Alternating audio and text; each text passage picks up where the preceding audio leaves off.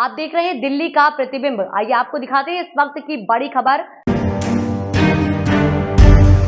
मैं आतिशी ईश्वर की शपथ लेती हूँ कि मैं विधि द्वारा स्थापित भारत के संविधान के प्रति सच्ची श्रद्धा और निष्ठा रखूंगी।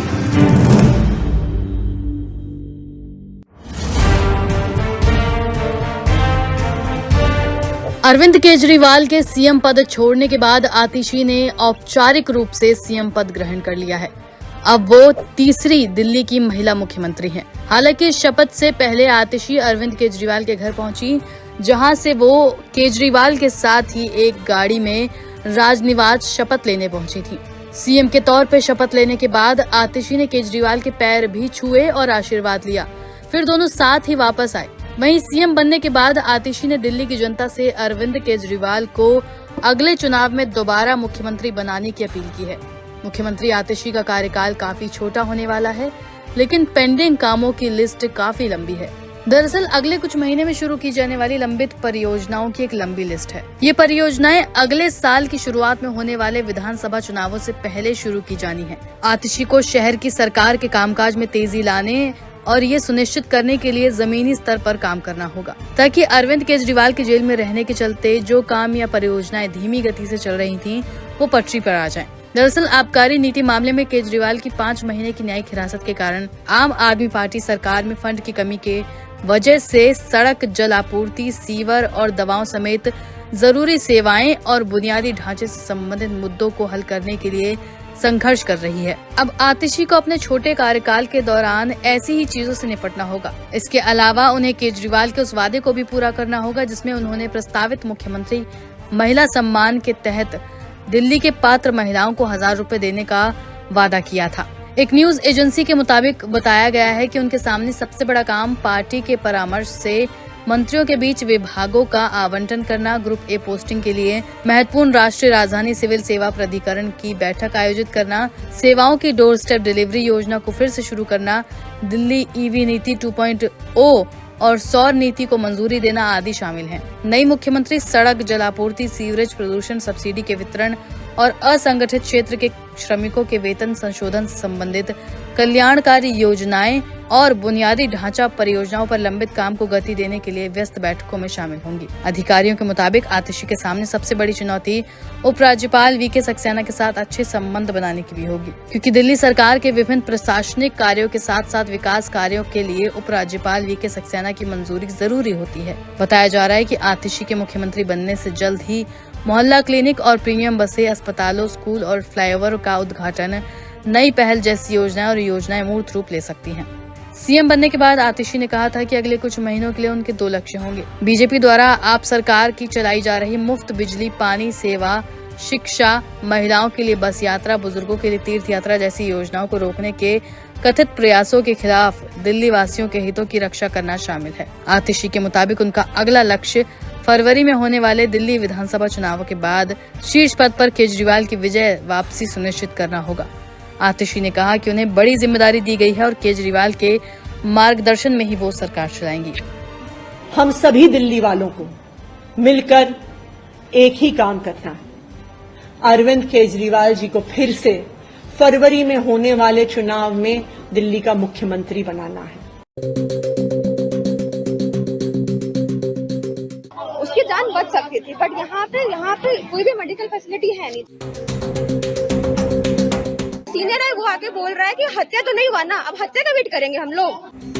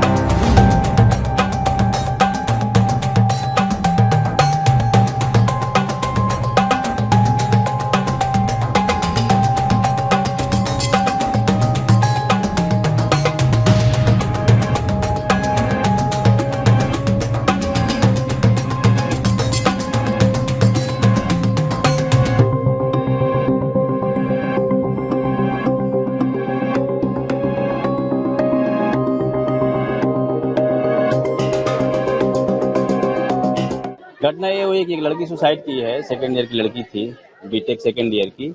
उसको सुसाइड कर ली है। उसका इंक्वेस्ट बनाकर उसको पोस्टमार्टम के लिए भेजा गया है। उनको ये रिकॉर्डिंग करके ये मेडिकल बोर्ड का गठन करके उसमें उसकी पोस्टमार्टम कराया जा रहा है। अगर क्या करते तो फांसी लगा ली है।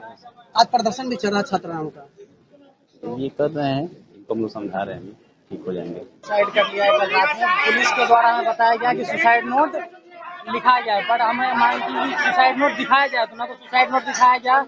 पुलिस को 9:30 बजे इन्फॉर्म किया था, पुलिस ऑफिस 11:30 बजे आई थी। एक जो 112 पे कॉल करके आया हुआ था वो खुद दारू पी के आया हुआ था, और अभी तक क्लैरिटी नहीं दी गई पुलिस के द्वारा क्या सीन ऑफ इवेंट्स हुआ है, क्या चेन ऑफ इवेंट्स हुआ है और किस हालात में ये घटना हुई है। एक लड़की ने सुसाइड कर लिया, उसकी जान बच सकती थी, बट यहाँ पे कोई भी मेडिकल फैसिलिटी है नहीं। जब मेडिकल फैसिलिटी नहीं है, आप 5-6 हजार बच्चा रख रहे हो, किसी को रात में अटैक आ गया, किसी को एक्सीडेंट हो गया, वो तो यहीं पे मर जाएगा आधे घंटे के अंदर। आपका एम्बुलेंस आने में आधा घंटा लगता है। जब आपकी मेडिकल फैसिलिटी नहीं है तो आप क्यों हमें यहाँ लेके आए? हमें तो जान को रिस्क है ना, हम किस बात पे आप पे भरोसा करें? एडमिनिस्ट्रेशन और इन लोगों से बोला गया कि हत्या नहीं हुई है। यहाँ पे जो पुलिस आया था, मैं बोल रही थी, यहाँ पे जो पुलिस आया था, पुलिस बोल रहे हैं, इवन जो पुलिस वाला है तो उनमें से एक आदमी पिया हुआ था। हाँ, पिया हुआ तो खैनी खा रहा था। बाद में कोई सीनियर आया, वो सीनियर है, वो आके बोल रहा है कि हत्या तो नहीं हुआ ना, अब हत्या का वेट करेंगे हम लोग।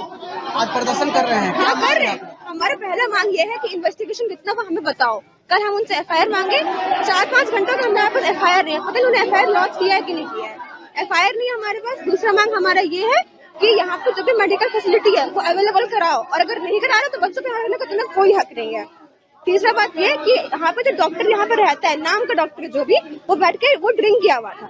जब बिहार में शराब बंद है, दारू बंद है, तो डॉक्टर कहाँ से ड्रिंक किया? आपका पुलिस वाला कहाँ से ड्रिंक किया? कोई भी सीरियसनेस है इस इशू में? कोई सीरियसनेस नहीं है। जो एडमिनिस्ट्रेशन को हमें चुप कराने पे लगा है, जैसे ही इशू पता चला, सबसे पहले हमें जो हॉस्टल अथॉरिटी था उसने ये बोला कि अपने अपने रूम में बंद हो जाओ ताकि बात ना बाहर जाए।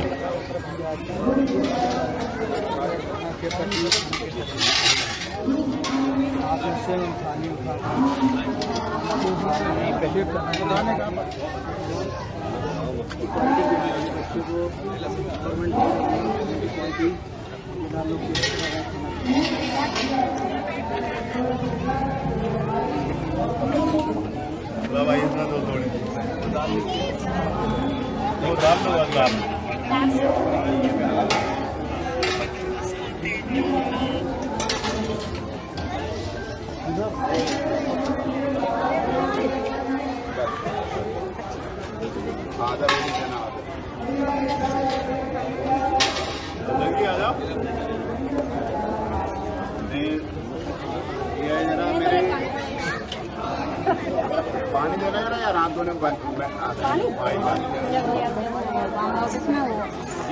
बाल्टी डालो यहाँ से।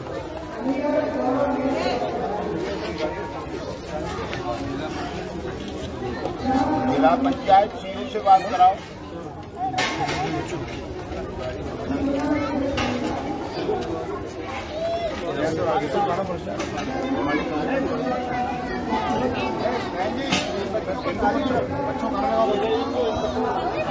आएगा ना नाम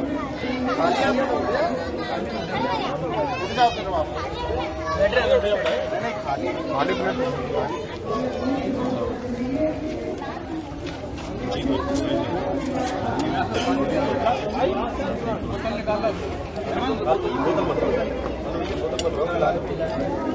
बोतल हटा दो।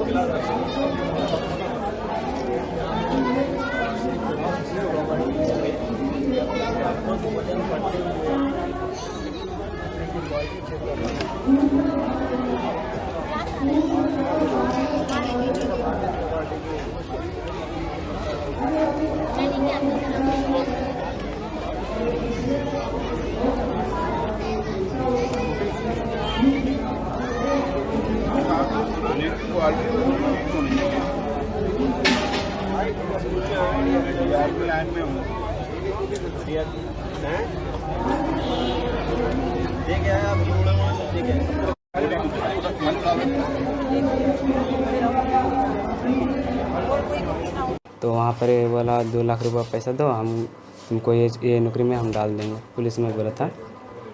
तो वही हम 2 लाख रुपया दिए उसको। उसके बाद क्या हुआ, वो हमको बढ़ दिया और सब कुछ हमको थमा दिया।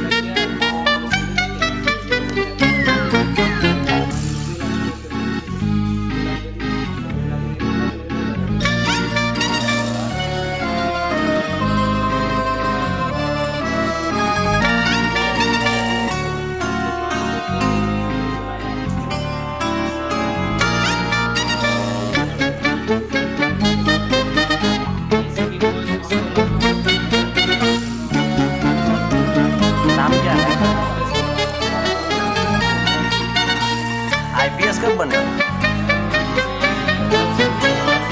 किसको पैसा? कहाँ के? कब दिया था पैसा? कितना पैसा दिया? आईपीएस बनने के लिए कब बना दिया आईपीएस?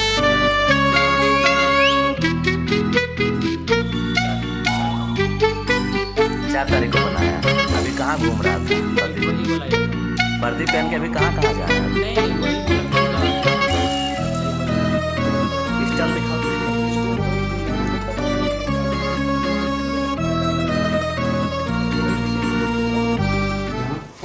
क्या नाम है? मिथिलेश कुमार। मिथिलेश, ये वर्दी पहने हो एक एसपी का, आईपीएस का, क्या है पूरी कहानी? कैसे दिमाग में आया कि एसपी बन जाना? सर हम गए थे कहीं और घूरने के लिए, ठीक है। उसके बाद दो गो माने था मर्दाना था, तो वो दोनों हम नहा रहे थे, तो वो दोनों मानी बोला है, मनोज सिंह नाम उसका है, तो बोले नौकरी लेगा, तो हम बोले नहीं। तो फिर आए मेरे पास, तो बोला नौकरी लेगा, तो हम बोले नहीं लेंगे भैया जी, हमको अभी नहीं चाहिए, अभी हम पढ़ाई कर रहे हैं। तो वो बोला नहीं, हम कम मानी पैसा में मानी हम करवा देंगे, कुछ नहीं अगर करेंगे। हम बोले ठीक है। तो हम विश्वास कर लिए, मैंने पूरा हमको बजा लिया था, तो हम विश्वास कर लिए। तो फिर जो मनोज सिंह था तो मिला था खैरा, तो वहाँ पर बोला 2 लाख रुपया पैसा दो, हम तुमको ये नौकरी में हम डाल देंगे, पुलिस में बोला था। तो वही मैंने हम 2 लाख रुपया दिए उसको। उसके बाद क्या हुआ, वो हमको वर्दी और सब कुछ हमको थमा दिया। पिस्टल भी दिया? हाँ, पिस्टल मुझे नकली अभी देखें तो नकली है। अभी नकली लगा। ये वर्दी उर्दी सब वही दिया? हाँ सर, वही दिया। हाँ, उसके बाद क्या हुआ? उसके बाद फिर क्या हुआ, फिर हम घर चलाएँ। फिर घर से मैंने फ़ोन आया था, बोला कि 30,000 रुपया लेकर आओ, फिर ज्वाइन करना है। 30,000 फिर मांगा था, तो हम बोले अच्छा ठीक है। तो बोला पहले बात कर लो, तो हम वहीं जा रहे थे, तो रुक गए। तो आदमी पूछा, तो ऐसे सब बात हुआ, तो फिर बोला जाओ थाना। फिर हम थाना आए।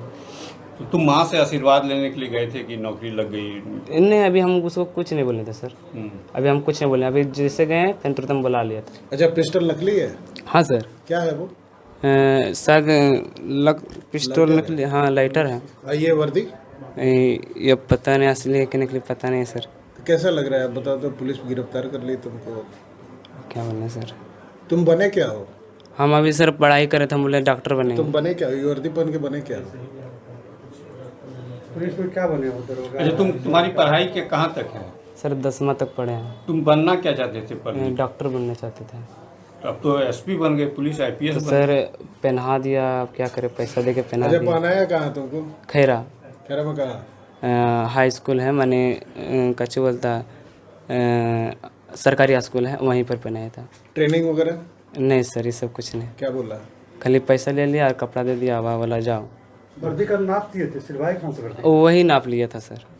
अच्छा, दूसरी बात ये कि बाइक तुम्हारी बहुत महंगी है, ये बाइक कहाँ से आई तुम्हारी? ये सर ये तिलक में आई है। शादी हो गई तुम्हारी? हाँ। अच्छा। जैसे घर में कोई काम करना नहीं था, तो बोला शादी कर लो, तो इसलिए मजबूरन हमको शादी करना पड़ा। बाइक पर पुलिस कब लिखवाए? सर वही चिपका दिया था, हम नहीं चिपका रहे थे। कौन? वही जो मनोज सिंह है ना, वही चिपका दिया था। वही चिपका दिया था। महाराष्ट्र में विधानसभा चुनाव और नांदेड़ लोकसभा सीट पर उपचुनाव से पहले बीजेपी को बड़ा झटका लगा है। पूर्व सीएम अशोक चव्हाण के बहनोई और पूर्व सांसद भास्कर राव पाटिल, उनकी बहन डॉक्टर मीनल पाटिल और पूर्व विधायक ओम प्रकाश पोकर्णा ने कांग्रेस का दामन थाम लिया है। वहीं राज्य में कांग्रेस अध्यक्ष नाना पटोले ने कहा कि भास्कर राव बिना किसी पद के लालच के ही कांग्रेस में शामिल हुए हैं। इस तरह के जमीनी कार्यकर्ता के स्वागत से उन्हें खुशी होगी। नाना पटोले ने कहा कि नांदेड़ में संगठन लगातार मजबूत हो रहा है। कांग्रेस से निकलकर बीजेपी में शामिल होने के बाद कांग्रेस अशोक चव्हाण पर हमलावर नहीं हुई। सूत्रों का कहना है कि कांग्रेस ने अशोक चव्हाण को जवाब देने के लिए ये तरीका निकाला है। ऐसे में कांग्रेस में परिवार में ही सेंध लगा दी है। मीनल पाटिल ने लोकसभा चुनाव के दौरान बीजेपी से टिकट मांगा था। हालांकि बीजेपी ने पूर्व सांसद प्रताप पाटिल चिखलीकर को टिकट दिया था। ऐसे में वो बीजेपी से असंतुष्ट थी, जिसका फायदा कांग्रेस को मिला। भारतीय जनता पार्टी से कांग्रेस में माजी मंत्री, माजी सांसद भास्कर राव खतगांवकर, उनके साथ विधायक, माजी विधायक पोकर्णा जी, जिला परिषद की माजी अध्यक्षा डॉक्टर मीनल खतगांवकर और उनके कई साथियों ने आज कांग्रेस में यहाँ पे प्रवेश किया है। उनका हमने स्वागत किया है। इससे हमारे को नांदेड़ जिले में कांग्रेस पार्टी को ताकत पहले भी है और उसमें ताकत में वृद्धि होगी और कांग्रेस एक शक्तिशाली पार्टी करके नांदेड़ जिले में आगे आएगी।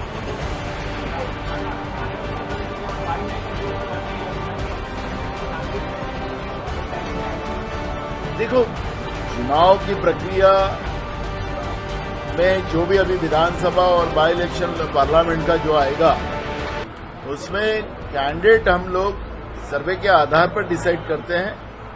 भास्कर खद्दौर साहब ने यही कहा कि हमें कोई उम्मीद नहीं है कि हमें टिकट चाहिए, हम कांग्रेस के लिए काम करना चाहते हैं, उस एरिया के किसानों के लिए, बेरोजगारों के लिए। और जो आरक्षण का जो मामला है, जो राहुल गांधी जी ने जाति न्याय जनगणना के आधार पर 50% का आरक्षण खत्म करके हम सबको आरक्षण देने की जो व्यवस्था बनाई है, वो सब बात के लिए लोगों को न्याय मिले और कांग्रेस ही न्याय दे सकती है, ये आदरणीय खद्गांवकर साहब को उम्मीद है और उस आधार पर वो कांग्रेस में आए, कोई पद के लिए नहीं।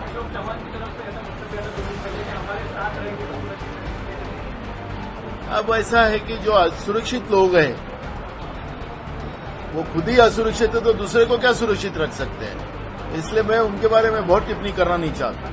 वहीं कांग्रेस ने बिना अशोक चव्हाण के भी नांदेड़ सीट पर जीत दर्ज की थी। कांग्रेस के एक सीनियर नेता ने यह भी कहा कि चव्हाण के करीबियों के इस तरह के स्वागत से पार्टी कार्यकर्ताओं में गलत संदेश भी जा सकता है, इसका असर आने वाले चुनावों पर भी पड़ सकता है। नाना पटोले ने कहा कि कांग्रेस नेताओं और सीनियर पदाधिकारियों से चर्चा के बाद भास्कर राव पार्टी में आए हैं। नांदेड़ में उनके स्वागत में बड़े कार्यक्रम का आयोजन किया गया। उन्होंने कहा कि भास्कर राव के आने से नांदेड़ का संगठन और मजबूत होगा। वहीं भास्कर राव पाटिल ने कहा कि मुझे लगता है कि कांग्रेस ज्वाइन करने के बाद मैं घर लौट आया हूं। कांग्रेस पार्टी ने मुझे विधायक, सांसद और मंत्री के तौर पर सेवा करने का मौका दिया। कुछ समय के लिए दूसरी पार्टी में रहने के बाद मैं लौट आया हूं। नाना पटोले के नेतृत्व में महाराष्ट्र में पार्टी मजबूत हुई है। इस बार विधानसभा चुनाव में कांग्रेस को पहले से काफी ज्यादा सीटें मिलने वाली हैं। शुक्रवार को दादर में तिलक भवन में ये पूरा कार्यक्रम हुआ। नाना पटोले ने कहा कि भास्कर राव पाटिल को पार्टी में शामिल करने का फैसला सहमति से लिया गया है।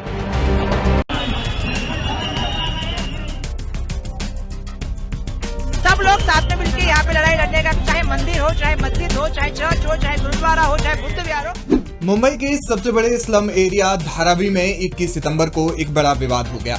बीएमसी की टीम महबूबे सुबानिया मस्जिद की एक अवैध हिस्से को ढहाने के लिए पहुंची, जिसके बाद माहौल तनावपूर्ण हो गया।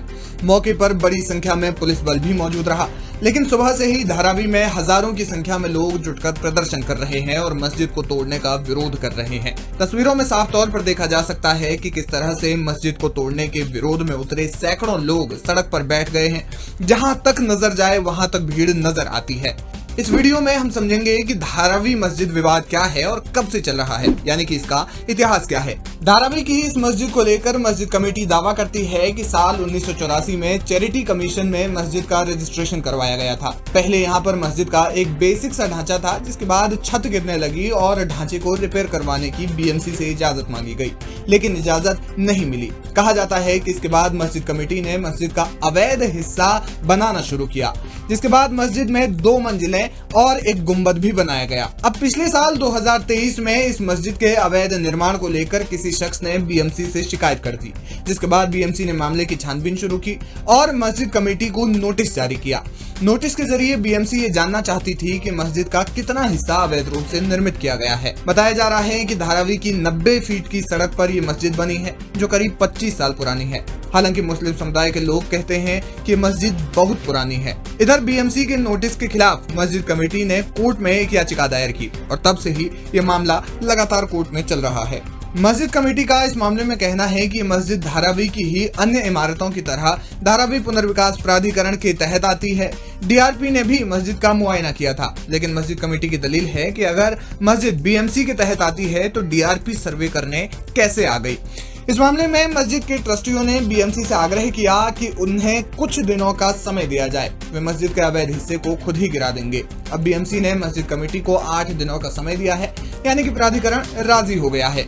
इस मस्जिद से पुलिस थाना भी महज 100 मीटर की दूरी पर स्थित है। इस मामले में महाराष्ट्र के डिप्टी सीएम देवेंद्र फडणवीस ने कहा कि बीएमसी ने इस मामले में कुछ दिन पहले भी कार्रवाई की थी, लेकिन उस समय मुस्लिम समुदाय की ओर से ईद तक की मोहलत मांगी गई थी। अब जब फिर से बीएमसी की टीम वहां पहुंची तो उन्होंने कुछ दिनों का समय मांगा है। बहरहाल इस मसले का हल कैसे निकलेगा, मस्जिद कमेटी स्वयं अवैध हिस्से को गिराएगी या नहीं, या बीएमसी इसमें कुछ और कार्रवाई करेगी, ये तमाम सवाल हैं जो उठ रहे हैं, जिनका जवाब आने वाले समय में मिल जाएगा।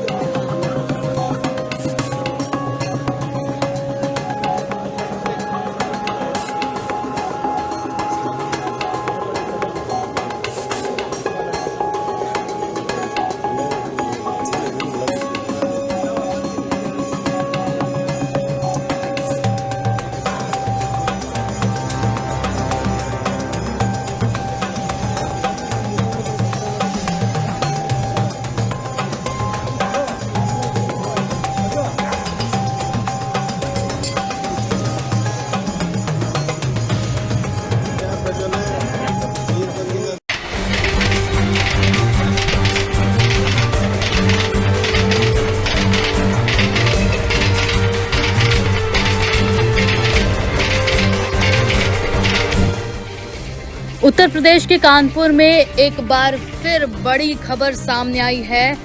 बताया जा रहा है कि कानपुर देहात जिले में रेलवे ट्रैक पर एक छोटा गैस सिलेंडर मिला है। अगर कोई भी ट्रेन इस सिलेंडर से टकरा जाती तो बड़ा हादसा हो सकता था। ट्रेन को नुकसान पहुंचाने की ये कोई पहली घटना नहीं है। जी हां, इससे पहले भी हाल में कानपुर में कालिंदी एक्सप्रेस को पलटाने की साजिश रची गई थी।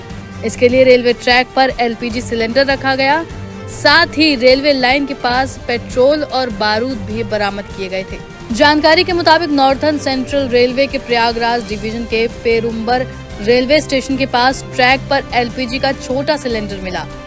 यहां मालगाड़ी गुजरने वाली थी, लेकिन लोको पायलट ने उससे पहले ही मालगाड़ी को रोक दिया, जिसकी वजह से एक बड़ा हादसा टल गया है।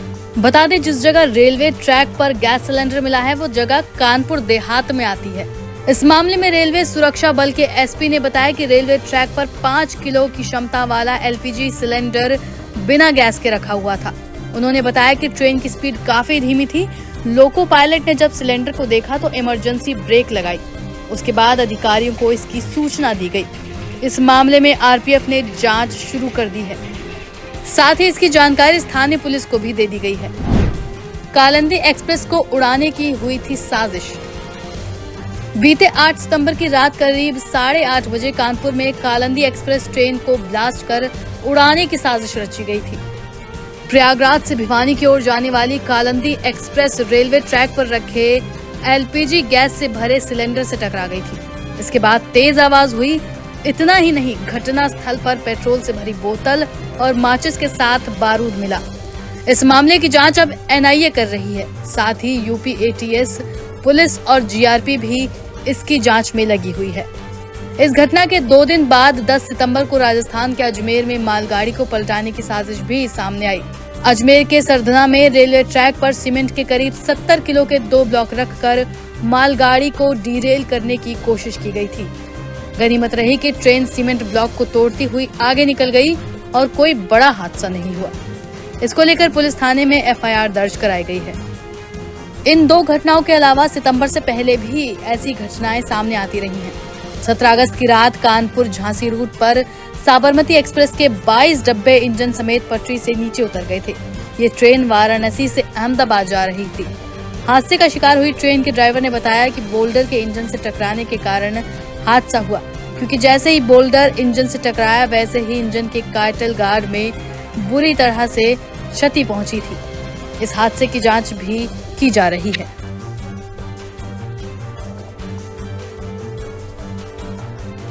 कि भारतीय जनता पार्टी झूठ फैलाने का काम कर रही है।